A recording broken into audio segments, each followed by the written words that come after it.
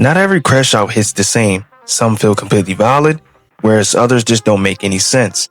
Especially in anime when the term crashing out isn't enough to describe some of these heinous displays of anger. Today, we are covering the best and worst crash outs in anime. Starting with one of the most reasonable crash outs, Thorfinn from Vinland Saga. Thorfinn lived a relatively peaceful life with his family. Like many boys, Thorfinn saw his father as the strongest in the world and wanted to grow up to be just like him. However, his father abandoned his warrior days and wanted to teach Thorfinn a different kind of strength. Unfortunately, Thorfinn's father was later killed right in front of him, sparking a huge obsession over getting revenge. That very moment killed the future he was supposed to have.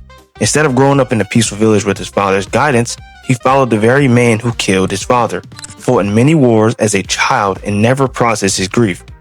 Thorfinn became a person possessed by rage. All that mattered was getting revenge on the man that took away his father.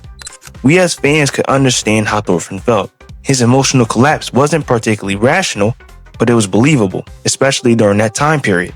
Experiencing something as tragic as witnessing your father be killed right in front of you can be absolutely devastating, especially as a child. That's why his crash out feels so real. However, we can't say the same for Griffith from Berserk. He took things from crazy to full-on insanity. Griffith's crash out could literally be one of the most heinous acts I've ever seen because the moment Guts wanted to pursue his own dream, Griffith lost all composure and completely spiraled out of control. See, Griffith recruited Guts to the band of Hawk after seeing potential in him. So he trained him, watched over him, and gave him more attention than anyone else. On the surface, it looked like a leader/soldier leadership, but it ran way deeper than that. Griffith was obsessed with Guts and ultimately saw him as a possession for his own ambitions, which was to own a kingdom. What made things even worse is that Guts overheard a convo between Griffith and Princess Charlotte where he described what a true friend would look like, which is someone who pursues his own dream and not follows others. Because of that, Guts decides to leave and find his own purpose. Now. They even fight each other, and Guts comes out with the win.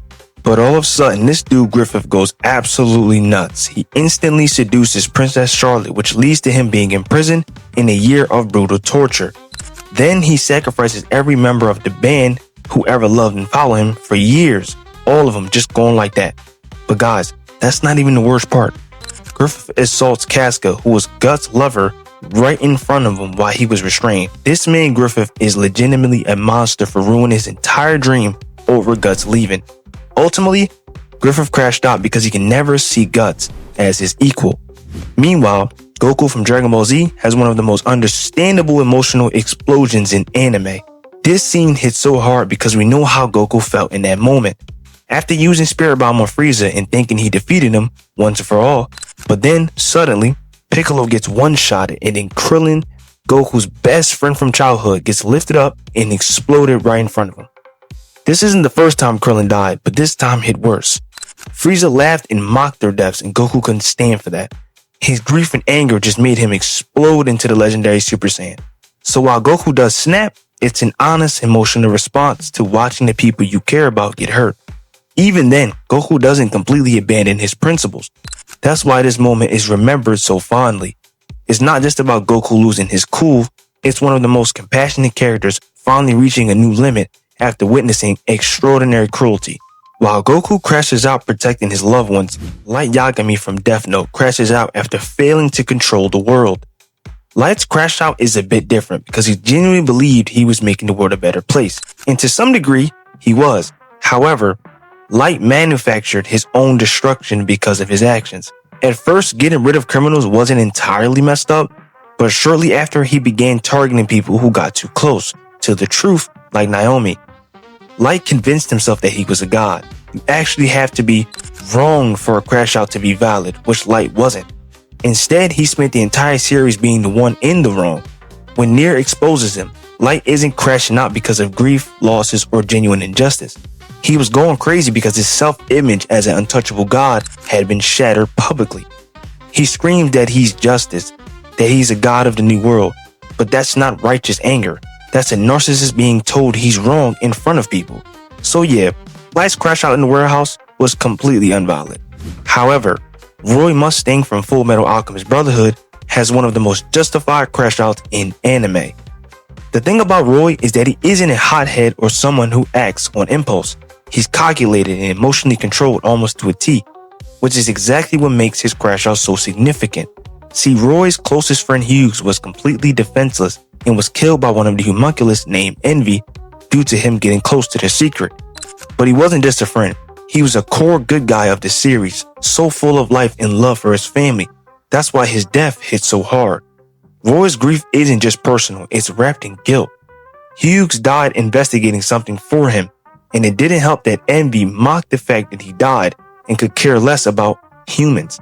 So when Roy finally cornered Envy, he didn't just attack, he poured everything into it, burning alive, denying it any chance to regenerate. It was a cold, controlled rage, which is somehow more unsettling than a typical outburst. Roy ultimately broke because he lost his best friend due to their shared investigation. But Gon Freaks from Hunter x Hunter, on the other hand, has a more complicated crash out. Gon finds out that Kite, who's one of the most important people in his life, is killed by Neferpitou.